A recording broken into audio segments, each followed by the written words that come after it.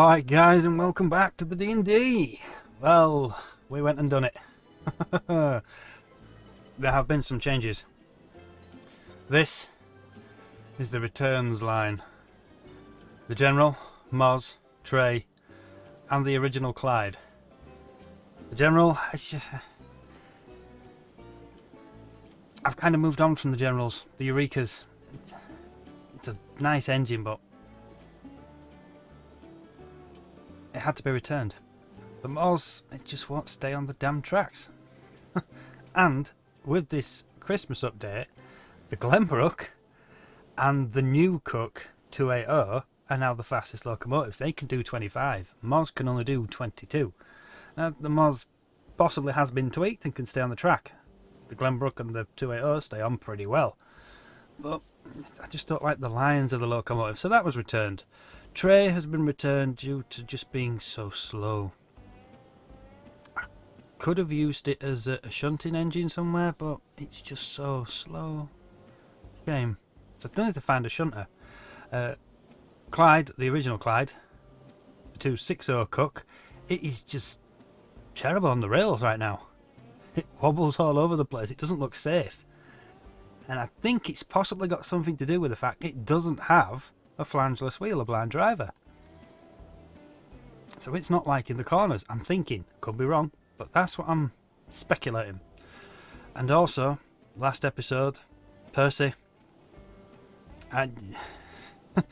As fun as it was, I was planning on keeping Percy, but watching the video back when I rendered it, I can't go down that hill like that every time. That's just terrible. I could probably run around, putting more brakes on, jumping the wagons and stuff, but yeah. So, all those 5 engines have been returned, and 2 new engines were purchased. We have Clyde, the Cook 280, who handles this smelter job, not smelter, iron mine job, really, really well. And it's a tender engine, so I don't have to mess about with the brake on here, I just have to mess about with the brake there. Which makes my life so much easier. I can control this train going down there and up just from here, and it controls it really well. The other engine, so again reusing the names, is a new Glenbrook called the General to hang out down here. I already have the wooden cab. That's Brooke. I think there's 5 different paint jobs. Well, I think there's 5. I'm not sure if the first and second are actually the same. Come on, show yourself. There we go. Spot the difference. Because I can't. I don't know where it'd be, but I'm not seeing anything. And then we go red. Red again. That's changes the colour on the tender. It goes from purple to green, the outside line. And you get black. And you get black with a wooden cap. Yeah, 5. 5 difference, because 1 and 2 are the same. I can't spot a difference. So I've got possible 5 Glenbrooks. And I really like these engines. I love the way they look. I think that is a stunning locomotive. And the tender, I like the tender as well. The tender on the Eureka, just, these Glenbrooks are fantastic looking things. I will happily have more. I don't have a need for more just yet though. But that was the thing with the Eureka. I was thinking about keeping the Eureka for a speedier engine, maybe when passengers get introduced, but it's still locked at 16 miles an hour. The Glenbrook's nearly 10 miles an hour faster and stays on the rails. The train, not so much, but the loco does. Oh dear. Anyway, let's get into it.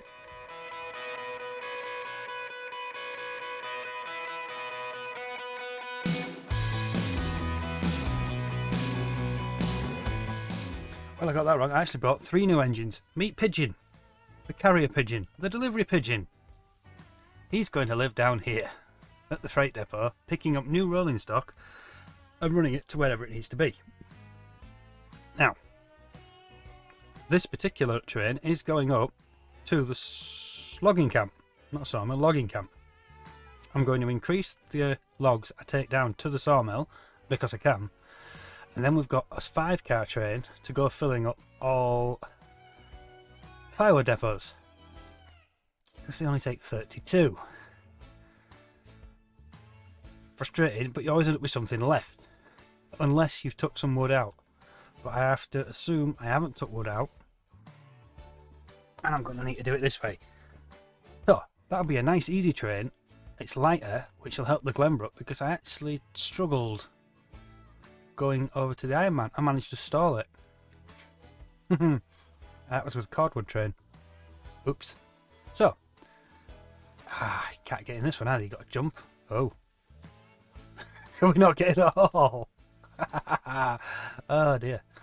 Okay, we'll have to be sneaky about this. There we go, we're in. I'm gonna hazard a guess and say the fire's gone out. Yes. No surprise there. Get some wood. There we go. Bring that back to life. Ooh, got cramp in my toe. Get that fire going, wham it up. I need to get this wood stacked down as well, just a little bit. Wait, this is a Heisler, isn't it? Yes, this is the Heisler. The Climax is currently living over at the Coal Pass. It is. Climax is a perfect engine for that. Because I have realised I never changed the settings to realistic when I start the game. Because it never saves it. So I've kind of built this track for medium settings. That might bite me at some point. My memory's that bad, I always forget. Water temperature is climbing. Right, do we have something to... We've got a brake on. This one. No, we don't have a brake on. What's the problem? Did I leave the loco brake on? Yes. We have a brake on. I told you I had a brake on. I knew we had a brake somewhere. What did I... Oh, I flicked the reverser, didn't I? Yeah. I have noticed this engine is really loud. So if this is going to become a problem, I'm going to have to redo the way I do the sound again.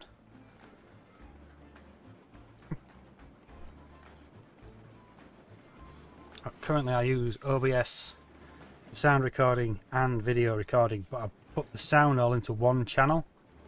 You can split the sound. I think there's 6 or 7 available tracks. Could you call it a track? To put the sound on, so I could put the game audio on one track and the mic audio on another track. My editing software doesn't recognise that. However, you can use a free one that does, called Shotcut. Well, that means relearning my workflow, and I've been trying to avoid it. I did used to use Shotcut, but it started playing up. It's continually updating, it's free up, I believe it's open source. But I may have to revisit that if this becomes an issue. I also need to be careful when I get excited, because the voice ends up peaking. And I do like getting excited, especially when it's trains.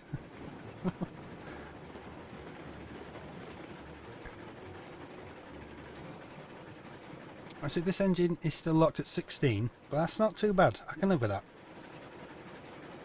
I can cope with 16. I've been running at 16 for long enough. 16's fine for the train as well. It's happy. What I haven't checked, that may now cause me an issue, is where this is going. Oops. And you guys can't see again. Every time. There we go. Right, that'll sort itself out. That needs to go this way because we're delivering up here to the logging camp. Right, we're going to have to do a lap, and we're going to have to move the general out of the way as well. Doing a lap would be better off doing that way. Yeah, because that'll bring us around here. We can park here, put the general on shed, organise, and we're good. Yeah. I do actually need... Is he on cordwood? He's on cordwood. Ah, so we don't actually need to move the general. The general can stay there. That'll be an awesome screenshot there with 2 locos side by side, won't it? Hehe. I look forward to arriving. And another thing we can do, I have faith that this is going to stay on the track. If I can hit this, got it. There we are. Right, so we're only at 12. It's dragging these empties at nearly max speed.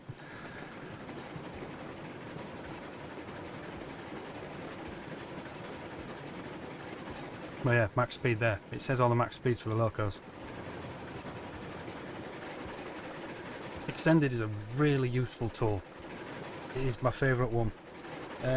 Miniswerg has, or is currently at the minute, gone again. But Railroad Studio, I believe, gives you the same controls for sort of editing rolling stock, well, names and numbers, not colours and purchase parts, but that affects the price. You can do stuff with the track in there as well and replant trees. I don't know how that works or doesn't work. I have not tested. The amount of rolling stock I've got in engines, replanting trees now would be lethal. So I've changed track around and that, it would be nice to have it. Some of them put back. But I can live with it.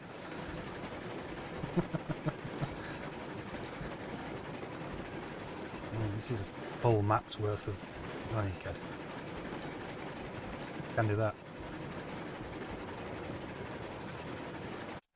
Hovering around, but yeah, we've got a full map worth of track now. That's a lot of trees to go around. And so you can use extended to run around quickly, and it might be worth it in the long run.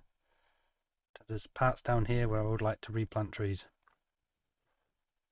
But not today. Today we're out with a Pidgeon, doing a quick delivery. Full faith this engine and train are going to stay on the track coming up here. So let's just sit back, enjoy the view, and admire what this game brings us. I appreciate it. Looks like a 5 on the front, doesn't it? There we go. Now we can see. That's a bit maybe up close and personal.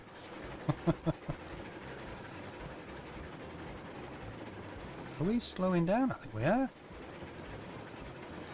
Well, she's feeling that. Where are we? Oh, can we hit the engine? Got it.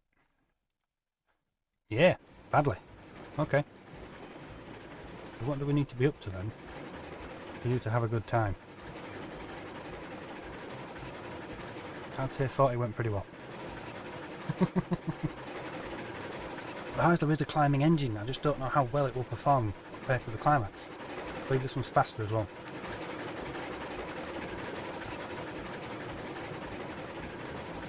I don't believe this one spins out. There's the mouse, there we go.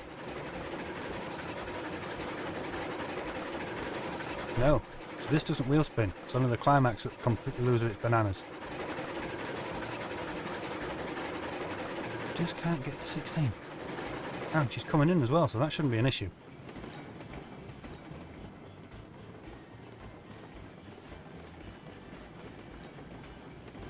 Oh, valve gear, nice!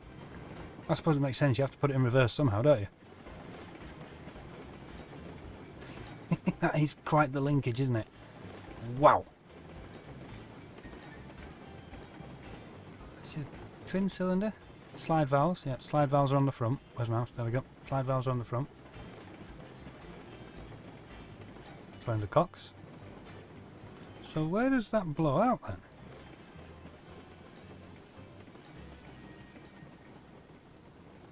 It doesn't. We've not got that put in. So it looks like it's pointing down.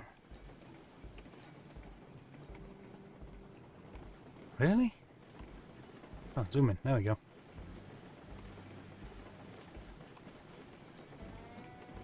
Is that a good idea, blasting that down?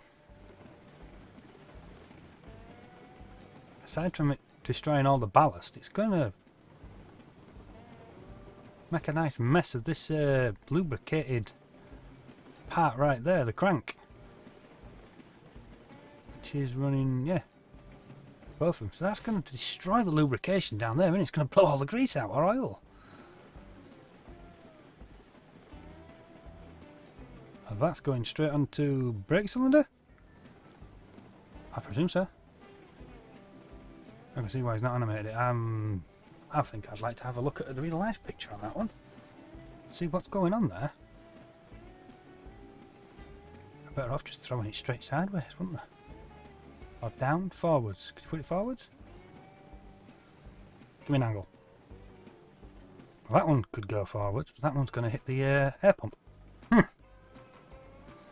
Well, this is a challenging little problem there, isn't it? Where would you point that? I know in the UK they all send them forwards, which makes sense. In theory, there's nothing in front. That would be maybe the back of another engine. You study closely, you always see little things like that. Right, you are indeed on the cordwood train, aren't you? So we're good. Right, we're just tinkering around in the sidings now, so... You? No. It's going in there. First. Yes. Awesome. And this is going to be the 5-car train, so we can match it up with that. Nice. Aha! This is good. Come on, Pidgeon. Let's make your delivery. The last engine on shed of the round. Just being able to quick travel around it just made so much more sense. Just never thought of it with Railroads Extended. But then again, if we lost Railroads Extended, it would have landed me right in it. Oh, look at that, we have a download.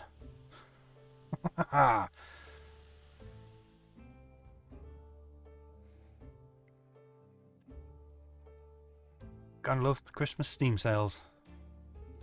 Have I just flicked the wrong one? Yep. Needed that one, not that one. It's easier than the F1.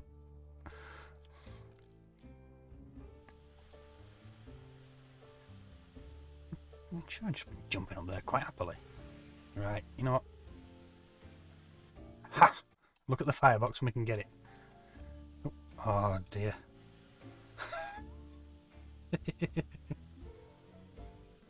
Right, let's watch this start off. Just the brake. No, the brake's not animated. Oh, it is. Oh, look at that! Oh, I didn't know the brake was animated.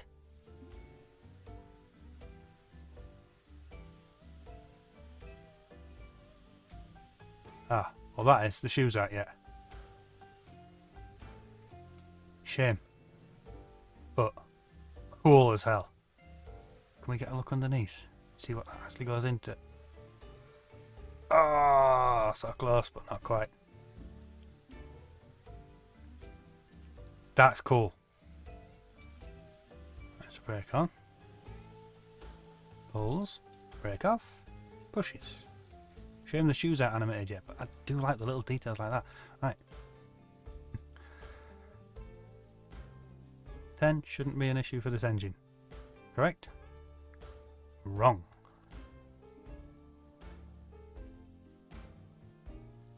There we go, I got her.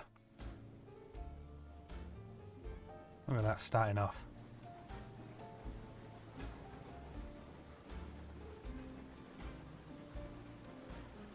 That's really impressive.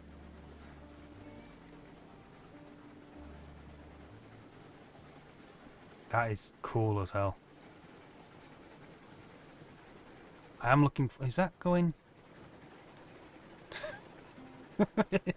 Just before it hits the point, it looked like it was going to the engine shed.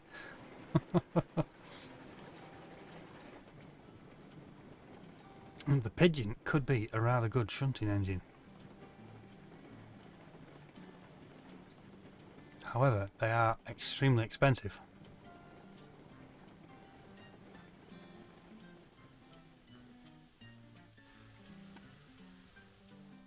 But not meant for shunting engines, they're meant as climbing engines. Climax is superior for that particular job, and if I do remember to actually put realistic settings on, I may cause myself a problem committing. Well, I may cause myself a problem anyway with full weights. I believe the Climax actually struggled coming down, didn't it? It was borderline getting that train under control. It wasn't quite as vicious as the Class 48 though. I think iron ore might be heavier. I think. I'll be wrong there as well.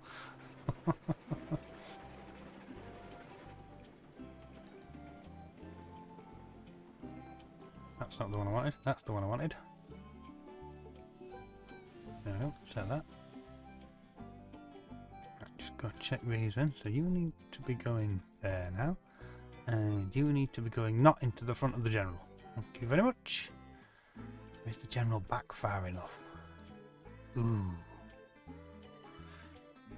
Ah, well, we'll have to re-rail it, I suppose.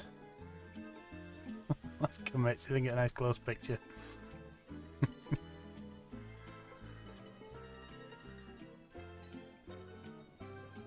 We've got 20 to start. I want it back down to 10.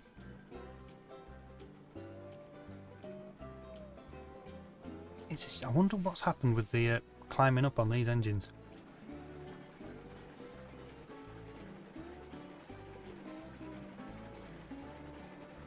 Ooh, bother.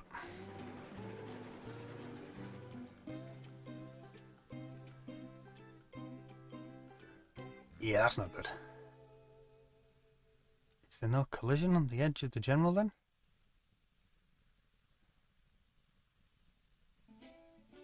It would appear not. That's a little bit too close. Oh, no, no, he's hit him. He has hit him, the general moved. Oh, that's gonna leave a scratch.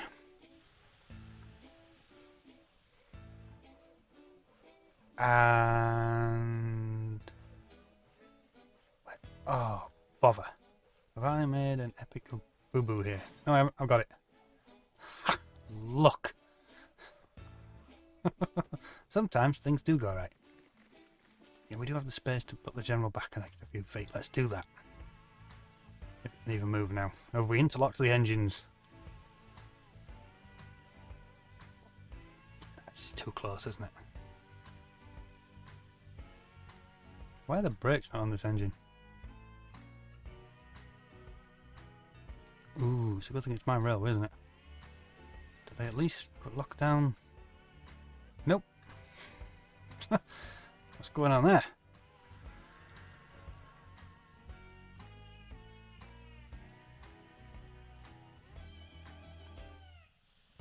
And why?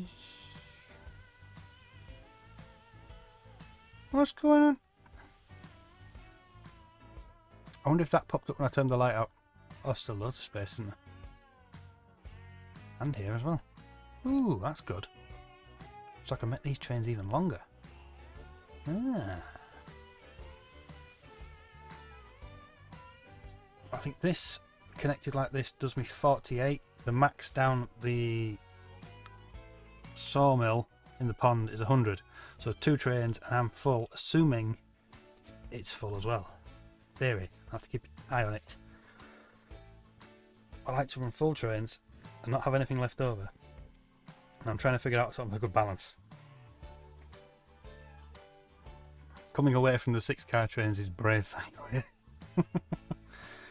Right, well, the brakes are on now. The general should really go back on shed. For now, stay there. Not that you can get past the Pidgeon anyway. Just me, or is that a really wide engine?